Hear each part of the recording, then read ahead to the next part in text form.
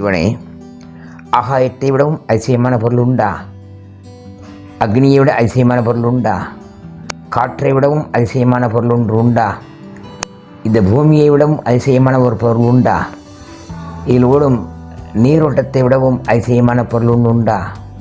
அண்டத்தில் உள்ள பஞ்சபூதங்களையும் அப்படியே பிண்டமாக்கி ஒரு வடிவமாக மனிதனை கொடுத்திருக்கிறாயே.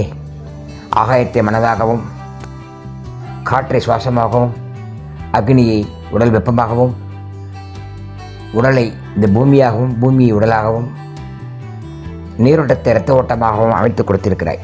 அண்டத்தில் உள்ளது பிண்டத்தில் உள்ளது, பிண்டத்தில் உள்ளதே அண்டத்தில் உள்ளது. அப்படி என்றால் அண்டத்தில் உள்ள அத்தனை அதிசயங்களையும் ஒன்று கூட்டி படைத்த ஒரு அதிசய பிறகுதானே நான் இந்த அதிசயத்தை உணர்ந்திருக்கிறேன் யோகத்தினால்.